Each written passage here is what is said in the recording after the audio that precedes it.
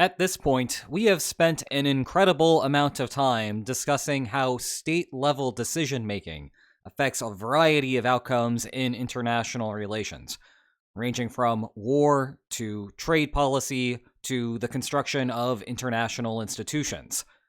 However, at the end of the day, it is ultimately leaders that have to implement those policies. And, as it turns out, the incentives that leaders have might not always match the incentives that their citizens have. And when there is tension between the two of them, well, the politics can get interesting.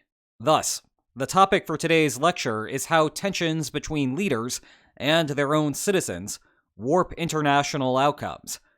And it is an important subject.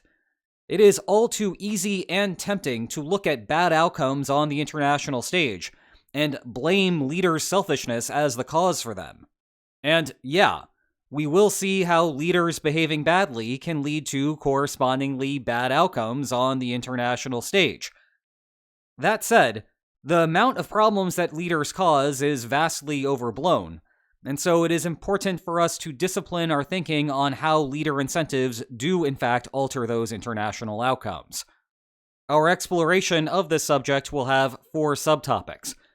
We'll kick things off by going back to our unit on crisis bargaining theory, and think about how leaders either not internalizing the costs of war as a representative citizen in their country would, or alternatively, leaders getting direct benefits from wars occurring, affects how you have negotiations end between pairs of countries.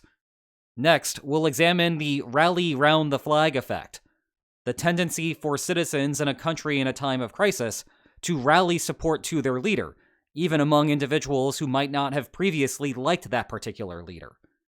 This gives rise to an incentive for leaders to manufacture crises that are not actually legitimate, although in practice there are significant limits on what those leaders can do to actually get increased support. Our third subtopic is gambling for resurrection, situations where a leader starts a war for legitimate reasons, but then, through no fault of the leader's own, the war goes poorly.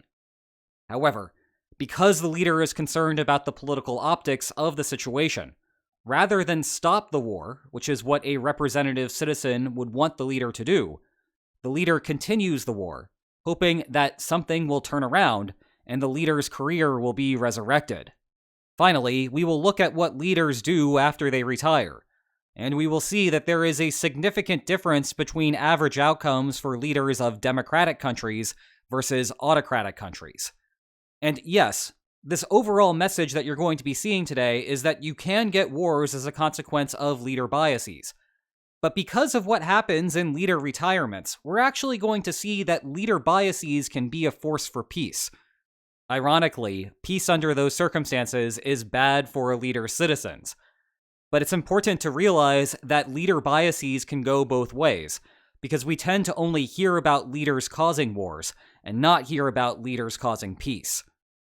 But let's just start off with the basic idea that leader incentives might differ from the individual incentives of citizens inside of a country. And we can use Saddam Hussein as an example. Saddam Hussein had a tendency to fight wars against neighbors. But Saddam Hussein was not the one primarily internalizing the cost of those wars. Instead, that burden fell on the individuals who were actually fighting and dying, as well as the loved ones of those who had died. Consequently, it is tempting to conclude that the internal divisions in Iraq are what caused those wars. That Saddam Hussein, having the position in government of being able to choose whether the war gets fought or not, but simultaneously not internalizing the costs of the war, is a recipe for disaster. And if you replace Saddam Hussein with someone who did internalize the costs of the war, closer to what an individual citizen within Iraq would internalize, then you wouldn't get those wars. Say you replace Saddam Hussein with a democratically elected leader. If the democratically elected leader follows the same policies that Saddam followed, then that leader is subject to being kicked out of office in the next vote. Well, there are a couple of problems with that logic. One is that it is misleading to say that Saddam Hussein does not internalize costs of war. He might not exactly internalize it the same way as individuals who are fighting the war, but he's still going to internalize the costs of war to some degree. If, for example, the international community imposes economic sanctions on Iraq, And if you think about Saddam Hussein as a totalitarian dictator who just wants to be a utilitarian maximizer of his own prestige and economic welfare, that's going to constrain what Saddam is capable of doing. And that's not something that Saddam is going to like. Meanwhile, if over the course of the fighting, some of Iraq's oil industry gets damaged, then Iraq is going to suffer the same sort of problem. And that's not going to be good for Saddam Hussein either. But even if Iraq could somehow manage those two bad outcomes, so no economic sanctions, no destroyed property, fighting a war is still costly. Iraq is still going to have to spend money on that army. You have to arm your army, and the money that's going into the army is money that could have gone elsewhere. And thinking exclusively about the lives lost in the battle.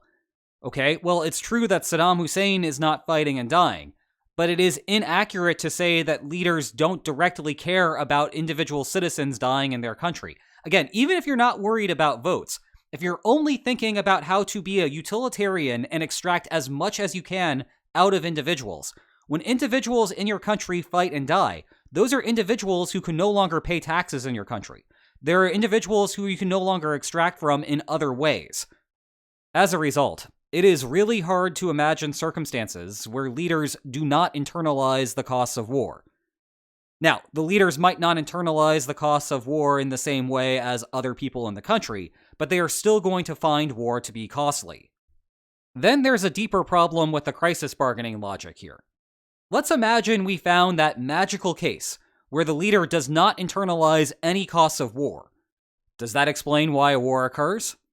Actually, it does not. Let's take a look at those lines. The white line, you'll remember, represents the expected outcome of a war. The space between the yellow and white line represents the cost of war for one party, and the space between the white and red lines represents the cost of war for the other party. The space between the yellow and red lines therefore represents the bargaining range when you have unitary actor states, and any deal struck between those two lines would be better for both parties than fighting a war. Well, let's add leader bias to the mix. We'll imagine that the yellow country still internalizes the costs as a country, but the red country does not. The red country has a leader that does not internalize the costs of war at all. Again, does that explain why a war occurs? It turns out the answer is no, because if that leader is not going to internalize any costs of war, what that does is effectively move the red line to overlap with the white line. And you will note that there is still a bargaining range. It may have narrowed, but that does not change the fact that a range of settlements exists that is mutually preferable to war. And in turn, a leader not internalizing the costs of war at all does not explain why a war occurs. As long as one party still finds war to be costly, we will still have a bargaining range. Unfortunately, the divisions between leaders and their populations can be even greater than that. We're no longer just talking about how leaders might not internalize the full costs of war, but rather that leaders might get direct benefits from fighting. For example, if a leader is concerned about preserving their historical legacy, then going out, fighting a war, winning the war, and taking a large chunk of territory that will forever redraw the map of that particular country is a good way to land yourself in the history books and be someone like Peter the Great that we're still showing pictures of decades later. Perhaps we could apply that same sort of thinking to Vladimir Putin in Ukraine. If Russia fights a war against Ukraine and captures a whole bunch of territory and forever redraws the map of Russia accordingly, that might cement Vladimir Putin's legacy as one of the all-time great Russian leaders. And it's the type of thing that can't happen through a negotiated settlement. It needs to happen through a war. It is also possible for a leader to get direct benefits purely from fighting, regardless of whether or not their country wins. Think about, for example, Benjamin Netanyahu and the Gaza war, and also think about how this contrasts with the Vladimir Putin and Ukraine case. Securing Putin's historical legacy in Ukraine, at least in the way that Putin wants to have his historical legacy be secured, requires that Russia actually fight and win. In contrast, over in Israel, as the Gaza war was ongoing, Benjamin Netanyahu was deeply enwrapped in a corruption scandal. In fact, even in the middle of the war, on some weeks, Netanyahu would have to go to court for hours to testify. That said, as long as the war was ongoing, there was not going to be any major change to the administration. You can't have a war go on in your country when there is a national security threat and simultaneously have a major change in leadership. Well, I suppose that you could, but the political upheaval that would cause would also raise issues for the military, and thus many people in the country would not be willing to go down that line. And, in turn, Netanyahu got a direct benefit from fighting regardless of what the outcome of the war looked like. Win or lose, it was a stalling game for him. A subset of the types of wars that leaders can accrue benefits from is something known as diversionary war. Under these circumstances, leaders are fighting wars for the purposes of diverting public attention away from something that is unfavorable to the president to something else, namely the military conflict. This perhaps sounds similar to the situation with Netanyahu, but remember, with that particular war, Netanyahu was getting a benefit purely by stalling, even if individuals were fully aware of the corruption scandal that was going on simultaneously. With diversionary war, though, there's a bit more of a sleight of hand. The individuals in the country are not supposed to realize that their attention is being diverted. A classic case commonly cited as a diversionary war is the 2003 Iraq War. During this period, George W. Bush had relatively high approval ratings in the United States on the back of the public's perception at how well he excelled at military affairs. His numbers on non-military affairs were not so good, and this presented a political problem for the Bush administration. As time progressed away from the 9/11 attacks, more and more Americans were less concerned about security issues, and that was politically bad for the president. As such, according to this diversionary war theory, George W. Bush instigated the war with Iraq so that security issues would remain in the news, and hopefully sustain his popularity all the way through the 2004 presidential election. Like the Putin and Ukraine example, this, to some degree, required the United States to seize success in Iraq. Had George W. Bush started that war and it went poorly, that would have been really bad for him politically. Again, he was supposed to be strong on military issues, so if he instigated a war and the war went poorly, at least in the short run, that would have resulted in an even worse outcome for Bush. On the other hand, in some cases, a diversionary war will be politically helpful, regardless of whether the campaign is militarily successful or not. A situation that is commonly cited as such is what occurred with Bill Clinton in the midst of the Monica Lewinsky scandal. In fact, just as the scandal was breaking, Clinton ordered the bombing of a pharmaceutical plant in Sudan. 2 weeks earlier, a couple of U.S. embassies in Africa had been bombed by al-Qaeda, and there were loose ties between those bombs and the pharmaceutical plant. Consequently, many of Clinton's political opponents alleged that this was one giant distraction. Because the intelligence was weak, it was not actually a good idea, at least at that particular time, to bomb the pharmaceutical plant. But from Clinton's perspective, regardless of what was the case, and regardless of whether the military outcome of the actions that he took were good, just getting the Monica Lewinsky scandal out of the news was a victory for him. Regardless of how the direct benefits are accrued, unlike the situation where a leader faced zero costs for war, direct benefits do give us an explanation for why wars occur that explains war's inefficiency puzzle. If we take that red line and not only reduce the costs of war, but have direct benefits, then what ultimately happens is that the minimum that one party needs is larger than the maximum that the other party is willing to give up. Now, the bar here is actually fairly high. The benefit that the leader receives has to not only overwhelm their own costs, but also has to exceed the other side's costs. So take the sum costs of war, and if you have two different leaders with two different direct benefits, the sum direct benefits have to be larger than the sum costs of war. And wars are very expensive, so this is actually a relatively onerous burden to explain why wars occur. And remember, sometimes the benefit is only accrued if the leader wins the war, which means that the expected benefit may be fairly small. All told, getting this to be an explanation for war by itself may be fairly difficult, and instead, what direct benefits may do is just shift where the bargaining range lies. And that has an interesting implication for how private leader benefits impact citizen welfare. And that's what we're going to do on this slide now, is graph that relationship. On the horizontal axis, we have the private leader benefit. So on the left side, it is a small benefit for the leader. On the right side, it is a large benefit for the leader. And on the vertical axis, we have citizen welfare. So give me a citizen who actually internalizes the costs of war and does not get any of this private leader benefit. How well does the citizen fare as a consequence of us changing that private leader benefit? Going into this, it would be very tempting to say that the citizen is only going to suffer as the private leader benefit goes up. In other words, the citizen welfare is going to be maximized at a zero private benefit for the leader, all the way on the left.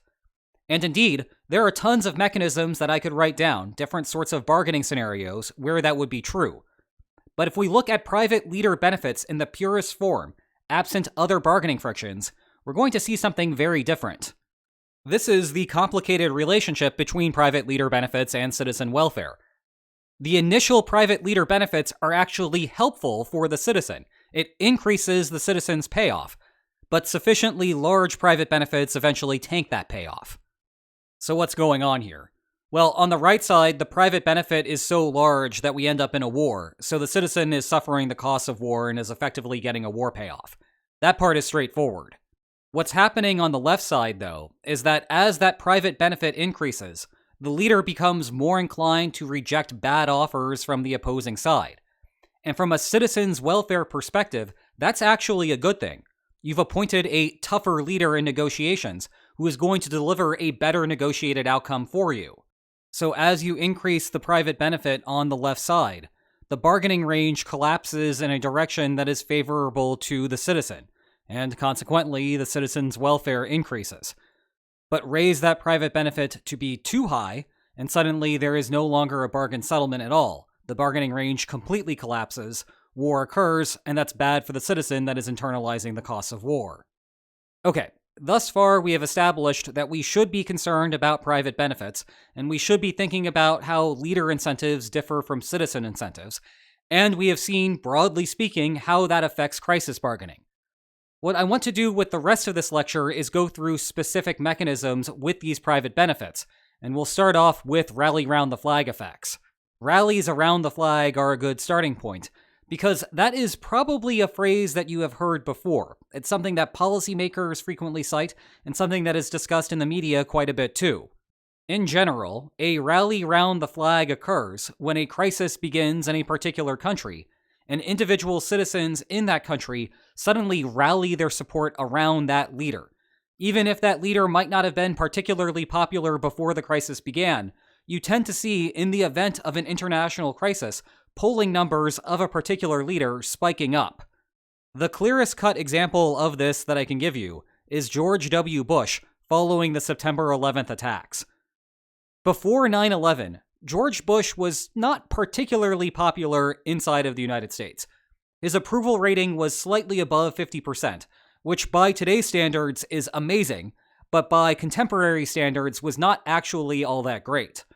Immediately after the attacks, and importantly, even before George Bush was capable of changing any policies to improve America's situation, Bush's poll numbers absolutely skyrocket. I'm talking about above 90%, something that is unheard of both today and as well as back then. Now, there is good reason for this. In times of crisis, it is helpful if the leader has extra latitude to be able to change policy, because certainly in the aftermath of something like the September 11th attacks, there need to be some sort of changes to US government policy to prevent that sort of thing from happening again. The 90+% approval rating is fairly extreme, but then again, so were those attacks, and as a consequence, there was a need in the United States and an understanding among the American public that policies had to change. And so even though the attack occurred under George W. Bush's watch, and even though Bush had not yet done anything to change any policies, you're still seeing that spike. Unfortunately, this rally round the flag effect gives rise to a principal-agent problem. Principal-agent problems occur when you have one person, a principal, hiring another person, an agent, to execute a particular task. Oftentimes, the principal wants the agent to do something, but the agent's incentives are not aligned with what the principal wants, and so because the agent has some level of latitude to choose policies or actions on his own, you get an outcome that the agent likes and the principal does not like very much. Given the way that I just phrased that, you might see the parallel that I'm drawing here. When we're talking about principal-agent problems in international politics and leaders versus citizens, the leaders are the agents and the citizens are the principals. We as citizens hire a leader as our agent to execute the policies that we want our leaders to execute. By and large, democracies have better control over these principal-agent problems, and certainly better in comparison to autocracies.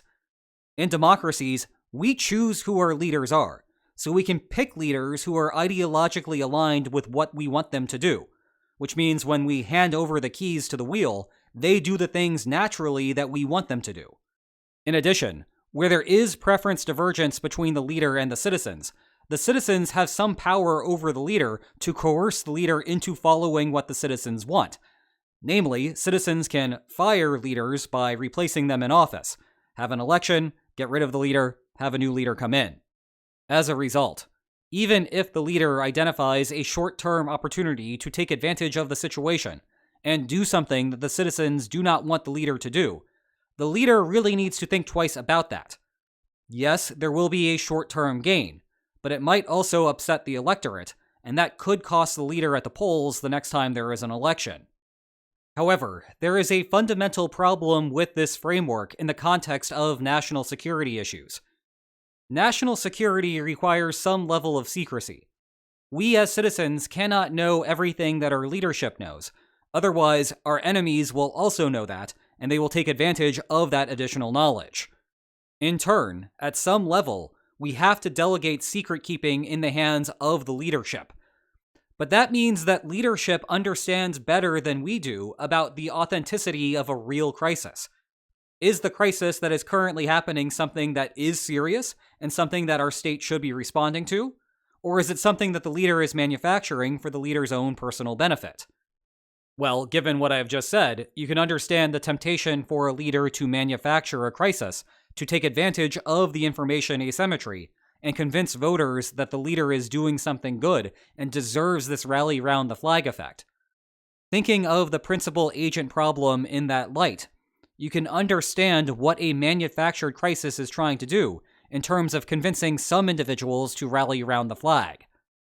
Let's classify voters along two dimensions: whether they support the leader or not, and whether they trust the leader or the leader's institution or not. This overall gives us 4 types of voters: low trust, low support, low trust, high support, high trust, low support, and high trust, high support. What a manufactured rally round the flag effect tries to do is convince some of those non-supporters to move over to the supporter column.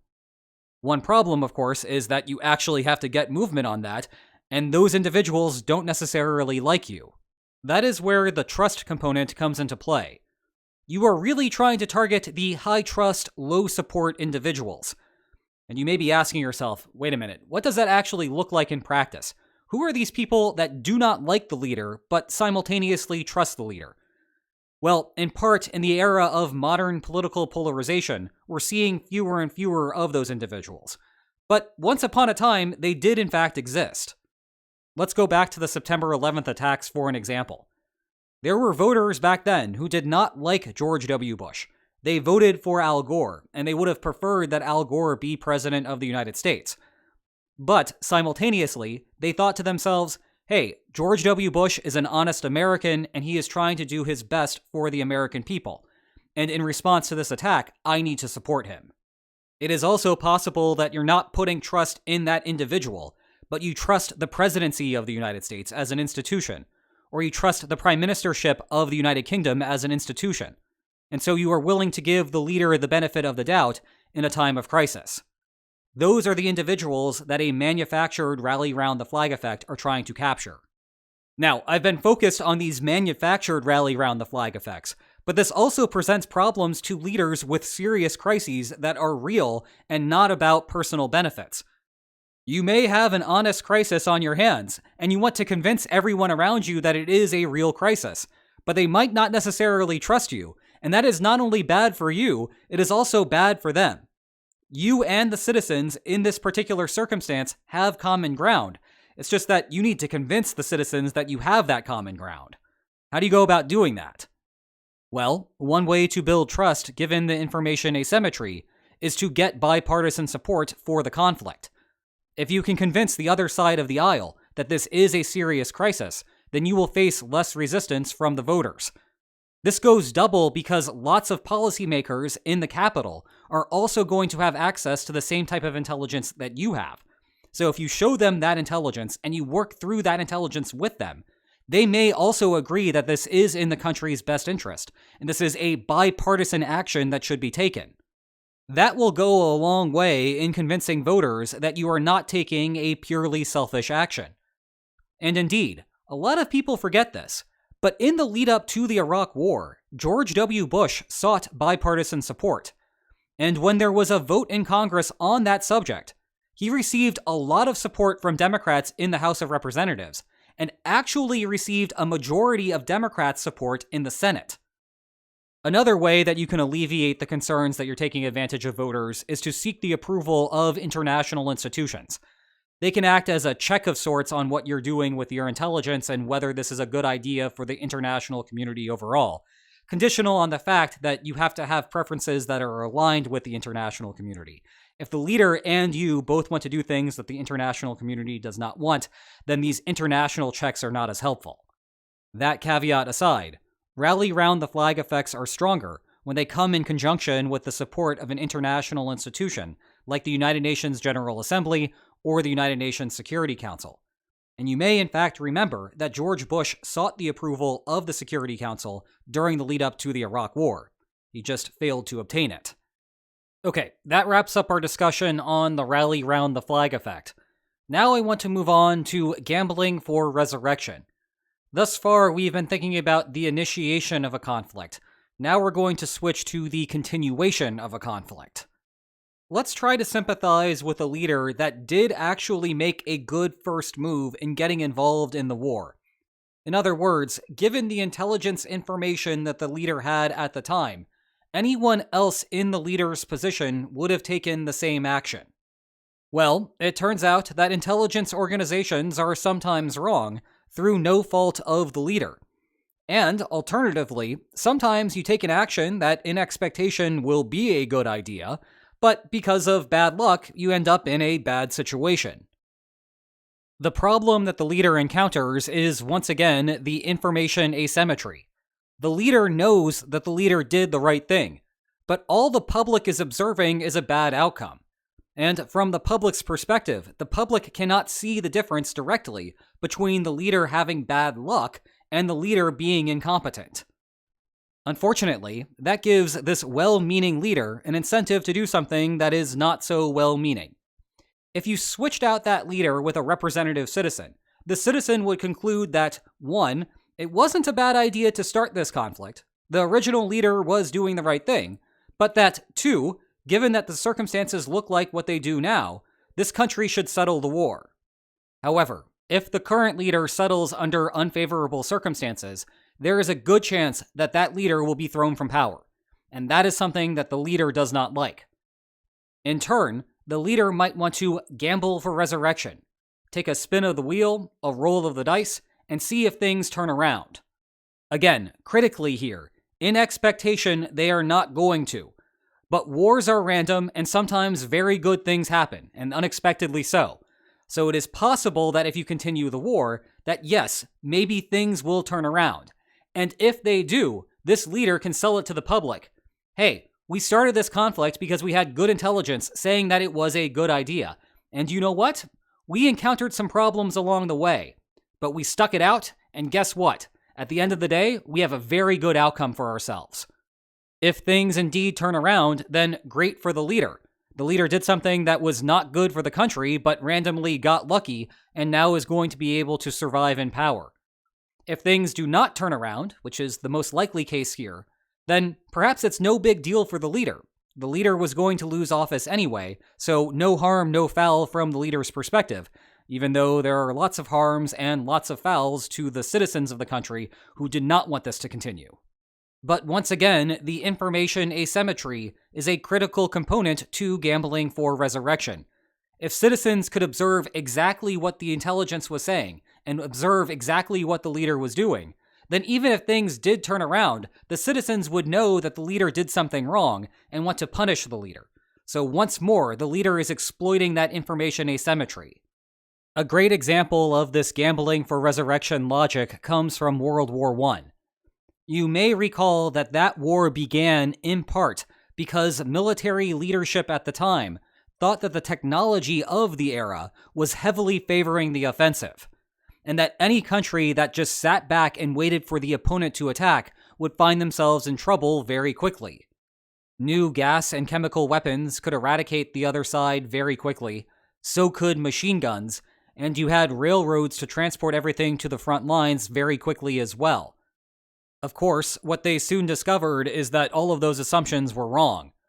Those railroads were very good at transporting things to the front lines, but they were not very helpful for advancing, because a retreating army would just destroy the railroad tracks as they went backward, thereby preventing quick resupply from the advancing opponent. Meanwhile, the retreating opponent could still use their own rail lines, and so they would be well supplied. The gas and chemical weapons were brutal, but they were not the game changers that anyone thought. And those machine guns that were capable of rapidly mowing down the other side were very heavy and very hard to move, which made them fantastic for entrenchments, but not good for advancing. Putting all that together, a few months into the war, it might have been easy to conclude that this war was a mistake, and what both parties should be doing is suing for peace. And yet, they ended up fighting for years. What happened? Well, part of what dragged on the war were the German government's assessments of what would happen to the empire if there was a settlement that was commensurate with the balance of power. You see, Germany, like every other country, was taking heavy casualties. And to be able to mount a significant military force, Germany had to recruit from the broader classes inside of the German Empire. And those people were suffering the costs of the war. They were the ones losing their lives. And the government assessed that if the war were to be settled after those lower German classes took so many casualties, they would demand political power inside of the country. And that is something that this 19th century thinking inside of the German government would absolutely forbid.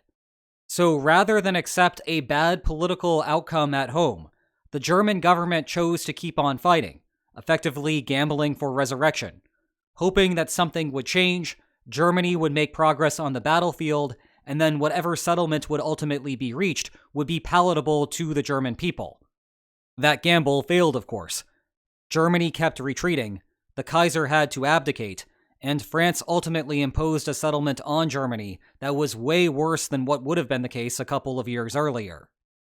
More recently, the gambling for resurrection logic resurfaced in the Russia-Ukraine conflict. At the beginning of the invasion, Russia calculated that the special military operation would only last a few days.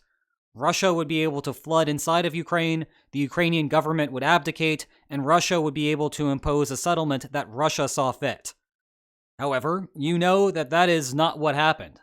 The war dragged on, in part because the Russian government had not been able to sort out the corruption problems inside of its own military, which caused the military to move very slowly, and for Ukraine to be able to adequately defend itself. It is a clear-cut case where one country, Russia, miscalculated. Now, in contrast to the German case, there were plenty of reforms that Russia should have made, and inferences that Russia should have drawn retrospectively that would have allowed Russia to avoid this particular outcome. But conditional on it having happened, conditional on the war starting off very poorly, and the invasion slowing down and not capturing as much territory as they anticipated going into it, the Russian government still saw the same sort of problem. Admitting to the mistake might have forced the government to accept too many political concessions at home to be worthwhile, as compared to gambling for resurrection, where you up the stakes, up the ante, hope something turns around, and if it does, then you can survive politically. And that takes us to our last point for today, leader retirement. Throughout this lecture, as I have been referring to political survival, I meant that as survival in politics, still being the leader of the country. What I want to talk about now, however, is actual literal survival. Are you still alive? Are you free? Are you in the country? As a preface to this, I want to draw an analogy out of hockey. Imagine that your team is down by 1 goal and there are a couple of minutes left in the final period. What usually happens next? Well, you do something that would be fairly bizarre under ordinary circumstances. You remove your goaltender. The vast majority of a hockey game is played 6-on-6, but one of those players is stuck with a bunch of pads in front of a net, because it turns out if you have someone who is stopping shots from going into the goal, you are more likely to win. But if you are down 1 goal with only a few minutes left, you need to do something, because the status quo as it stands is bad for you. And it turns out that you losing by 2 goals is not all that much worse than you losing by 1 goal. And as a consequence of that, what you end up doing in this circumstance is pulling your goalie. You remove the goalie from the ice so you can put a 6th skater on the ice, a 6th person that is capable of shooting and scoring. Now, does this always work? No, it is generally a bad idea to not have a goalie. In expectation, you are going to give up more goals than you score as a consequence of having pulled your goalie. But what you need under this circumstance is greater variance. Because, once again, it does not matter all that much if you lose by 2 goals as opposed to losing by 1 goal. But what really does matter is switching from losing by 1 or 2 to tying the game. And that 6th skater is the best hope that you have for getting that goal that you need. This is an example of something known as truncated punishment. When you're in a circumstance where ordinary changes to whatever score it is you're looking at, or in the context of a war, what the battlefield is looking like, whatever it may be, when you have an incremental loss not be internalized as much as another loss under normal circumstances. We have already implicitly discussed truncated punishment in today's lecture when we were discussing the gambling for resurrection mechanism.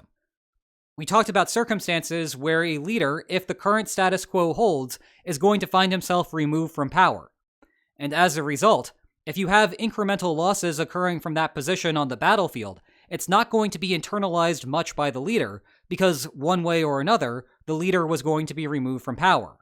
That, in turn, gives rise to an incentive to the leader to gamble for resurrection, because if something does change, there is going to be a huge benefit associated with that change from the leader's position, as compared to what losses would do.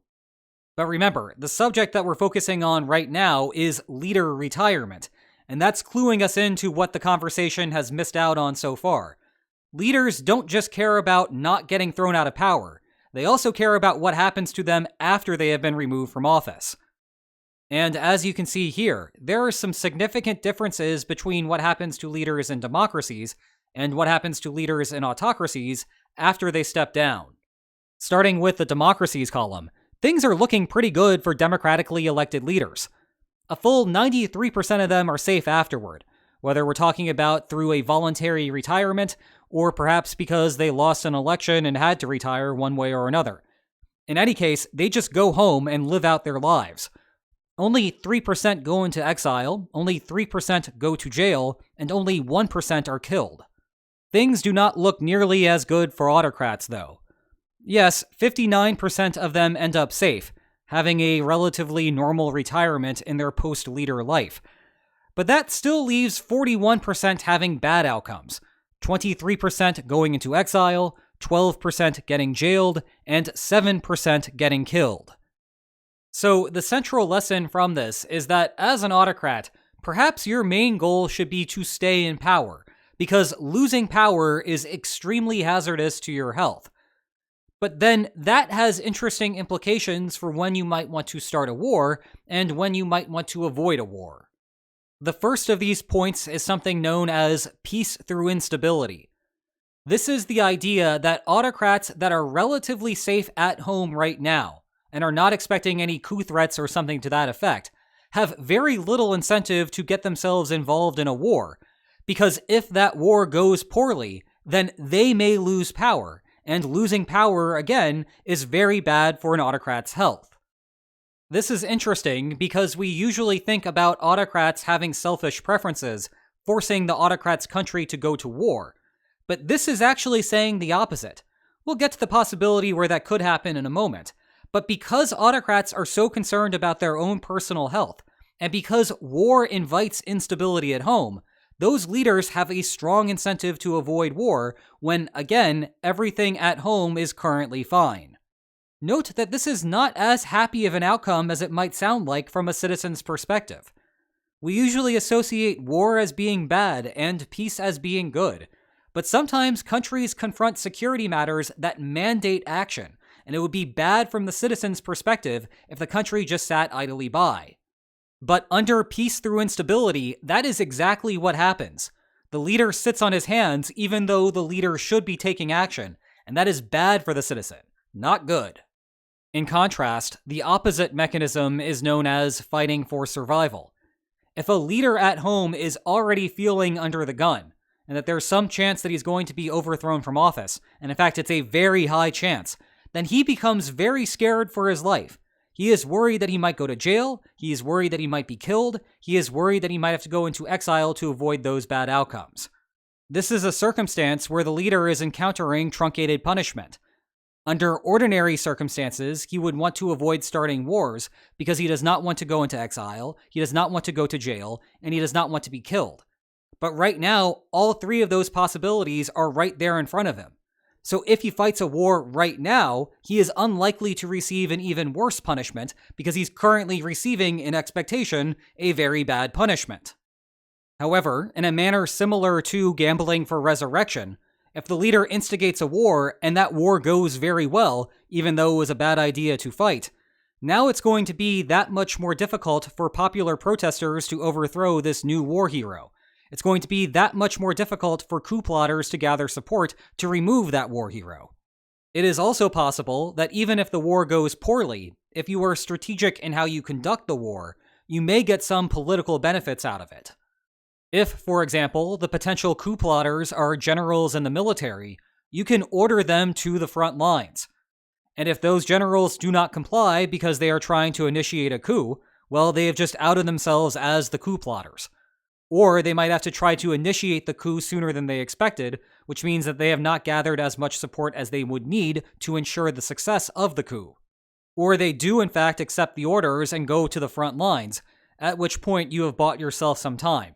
Until that war ends, and maybe it will end one way or another, you can figure out how to ensure that you have enough political support at home, regardless of what's happening on the battlefield, to be able to give yourself a fighting chance to stop those generals from removing you from power.